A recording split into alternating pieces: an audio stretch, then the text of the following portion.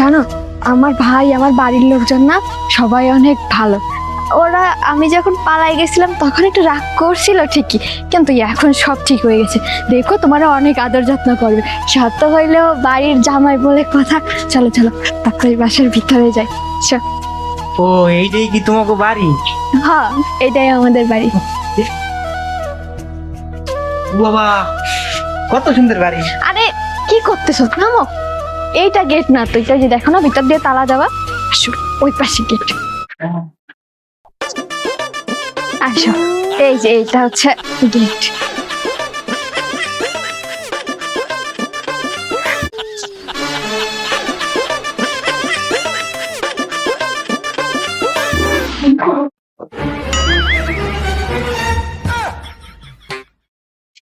আরে ওকে ওটা ভাইয়া। মানে আসলে তুমি এখানে বসো, বসো বসো। আমি আম্মাকে ডাকতেছি। আম্মা। এই শালার টুক, কোন ফকির নির্বাচন বাড়ির ভিতরে ঢুকলি কেন? বাড়ির ভিতরে কেন ঢুকলি? কি রে, বৃষ্টি? হ্যাঁ ভাইয়া, আমি দেখছো বলছিলাম না ভাইয়া আসলে তোমাকে চিনতে পারে নাই, এই জন্য খারাপ ব্যবহার ও করে। ভাইয়া, আসসালামু আলাইকুম। এই তুই এতদিন পরে এই বাড়িতে, আর সাথে ফকির নি কারে আনছিস?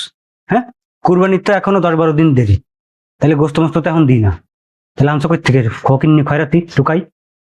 ভাইয়া আসলে ফকির নিটুকাই না, ও আমার হাজবেন্ড। কি কইলি?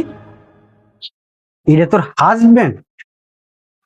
ও, তার মানে তুই পলায় গেছিলি যে ছেলের সাথে, এইটাই সেই জমিদার না?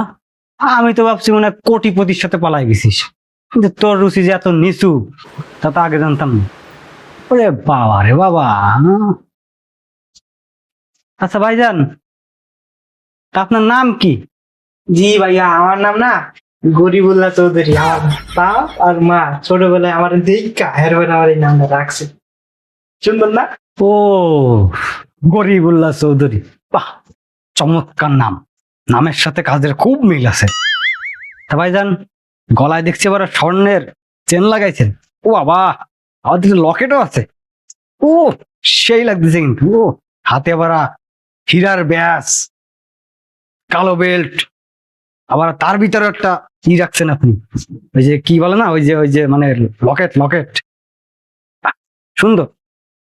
আপনি এত কোটি কোটি টাকার জিনিসপত্র নিয়ে যে গলায় হাতে নিয়ে ঘোরেন, আপনার তো যে কোনো মুহূর্তে যে কেউ দেখলে মনে করেন চিন্তাই করে নিয়ে যান। এই ফকিন্নির বাচ্চা, আমার এই বাড়িতে কেন আসলি? তোর আসতে বলছি? তুই না পালায় চলে গেছিস, সেদিনকারই তোর পরিচয় আমরা দিয়ে দিছি।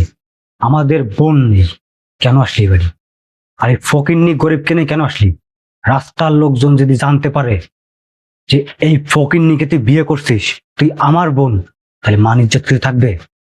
ভালোই ভালো কেউ দেখার আগে এখান থেকে চলে যা, যদি না যাস না ঝাড়ু দিয়ে পিটায় কিন্তু বাইর করে দেবো। ভাইয়া তুমি এইসব কি বলতেছো বলো তো? আর আমরা গোস্ত টুকাইতে আসবো কেন? আমরা তো ঈদে বেড়াইতে আসছি, আম্মা আমাদের বেড়াইতে আসতে বলছে। কি বললি? আম্মা আসতে বলছে? এই, আম্মা আসতে বলবে আর সেজন্য ড্যাং ড্যাং করে চলে আসবি কাটতি বস্তা নিয়ে, আর সাথে আনছে একটা ফকিন্নি টোকায়, এর থেকে তো সুইপারের চেহারা আরো সুন্দর লাগে।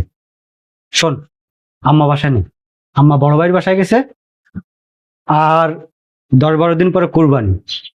তোরা যে এই বাসায় ঈদ করবি, ঈদের দিন আমার শ্বশুর বাড়ির লোকজন আমাদের বাসায় আসবে, আর এসে যদি দেখে ফকিন্নির বাচ্চা, গরিবের বাচ্চা, খয়রাতির বাচ্চা আমার বাসায় ঈদ করতে আসছে, তাহলে কি আমার মান ইজ্জত কিছু থাকবে? তোর এই ফকিন্নি জামাইকে নিয়ে এই মুহূর্তে যদি এখান থেকে বের না হয়ে যাস, তাহলে কিন্তু ঘাট ধাক্কা দিয়ে বের করে দেবো। ভাইয়া দেখো, তুমি আমাদের সাথে কিন্তু এরকম ব্যবহার করতে পারো না। তুমি আমার জামাইকে এরকম কথায় কথায় অপমান কেন করতেছো আমি বুঝলাম না। আমি তো এই বাড়ির মেয়ে, তাই না? আর ও সেই হিসেবে এই বাড়ির জামাই। তুমি এই বাড়ির দরজায় দাঁড়িয়ে এই বাড়ির জামাইকে অপমান করতে পারো না এইভাবে ভাইয়া। ওরে বাবা রে বাবা, জামাই! এই চৌধুরী বাড়ির জামাই হইতে গেলে না একটা স্ট্যাটাস লাগে, সেটা ওর ভিতর আছে। আমার নাম ফুটাইছে গরিবুল্লাহ চৌধুরী। ঠিকই, নামের সাথে কাজের খুব মিল আছে। শালার পুত, তুই যদি এখন এখান থেকে না যাস না, তাহলে তোরে যে আমি কি করব তুই না নিজেও কল্পনা করতে পারতিস না। তোরকম এখন ঝুলাই দিয়ে তারপরে এমন পিটান পিটাবো তোর শখ মিটে যাবে। এই ফকিন্নি বাচ্চা, বড় লোক মেয়ে পাইলে কি ফুসলায় ফাসলায় তারপর প্রেম করতে ইচ্ছা করে? হ্যাঁ, তোদের গরিবকে না এই একটা অনেক বড় একটা দোষ, যে যেখানে দেখিস বড় লোক কোটিপতির মেয়ে, সেইখানেই তাদেরকে মানে ফুসলায় ফাসলায় প্রেমের জালে ফাঁসায় বিয়ে করে তারপর সম্পত্তি ভাগ নিতে আইসোস না? এখন সম্পত্তির ভাগ নিতে আইসোস, সম্পত্তি না একদম মুছাই দিব। ভাইয়া দেখো, তুমি এইভাবে বারবার কিন্তু আমার জামাইকে অপমান করতে পারো না। আর ও ফকিন্নি না গরিব এটা আমি দেখেই কিন্তু বিয়ে করছি ওকে। শোনো, তোমরা যদি এই বাড়ির 2 অংশ পাও, আমিও কিন্তু 1 অংশ পাই এই সম্পত্তির, এটা ভুলে যাও না। আর সেই অধিকারে কিন্তু আমার জামাইও এই বাড়িতে আসতে পারে। সো বেশি বাড়াবাড়ি করো না। আর শোনো, আব্বাকে বলো আমার সম্পত্তি দরকার হয় আমাকে বুঝাই দিতে, তাহলে আমি আর এই বাড়িতে আসবো না। যাও। কি বললি? সম্পত্তি বলছিলাম না? এই শালার পুত গরিবের বাচ্চা ছোট লোকের বাচ্চা তোরা শিখাই আনছে না যে ওই বাড়িতে সম্পত্তির ভাগ চাইবা? শোন, আমাদের কোনো বোন নেই, আব্বা না তোর ত্যায্য করছে, তুই কোনো সম্পত্তির ভাগ পাবি না। সম্পত্তির মালিক আমরা 2 ভাই। তো ভালোই ভালো বলতেছি, তুই এখান থেকে চলে যা। আর আব্বা আম্মা কেউ বাসায় নেই, আর জীবনও এই বাসার 30 সীমানা যেন না দেখি। শোনো ভাইয়া, শুধু মুখে ত্যায্য বললেই না ত্যায্য হয়ে যায় না, ঠিক আছে? আর আমার আম্মা কই, আম্মা কই, আব্বা কই, ডাক দাও, আমি তাদের সাথে কথা বলবো, তাদের মুখ থেকে শুনবো, তারপরে আমি এখান থেকে যাবো। ডাক দাও। আরে এত ঝামেলা করার কি আছে? আমরা যাইতে কইতেছে যাই, আর তোমার বারবার তুমি চুপ করো। বলছিলাম যে আসার দরকার নেই, আসলে তো অপমানিত হওয়া লাগে। দেখছো না অপমান করতেছে, ভালো লাগতেছে না এখন? তুমি চুপ করো, তোমার চুপ থাকতে বলছি না?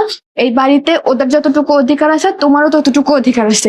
ওরে বাবা রে বাবা, গরিবুল্লাহ চৌধুরীর মুখে দি বুলি ফুটছে। হ্যাঁ, কি মানবতা, মানবতার একদম। এই শোন, এত কথা শুনতে চাই না। আব্বা আম্মাকেও বাসায় নাই বলছি না?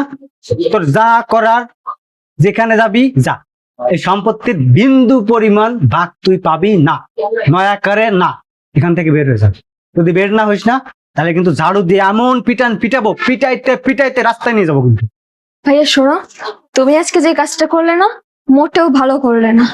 আজকে অনেক আশা করে আসছিলাম যে আম্মা অনেক বছর পর আমাদেরকে দাওয়াত করছে, এবারে ঈদটা তোমাদের সাথে কাটাবো, আব্বা আম্মার সাথে কাটাবো, অনেক মজা করব। কিন্তু তুমি আমাদের সব আশা মাটি করে দিলে। যাই হোক, ব্যাপার না। তুমি বললে না যে আমি কি করব, কোথায় যাব, এবার দেখো আমি কি করি। আমি এখনই কোর্টে যাব, গিয়ে তোমাদের নামে না মামলা করব। আমিও দেখি কিভাবে তোমরা আমাকে আর আমার স্বামীকে এই সম্পত্তি থেকে বঞ্চিত করো। চলো। হয় যা যা, তুই আমার আড়ি বান্ধিস। শালা ফকিন্নি কামলার বাচ্চা কামলা।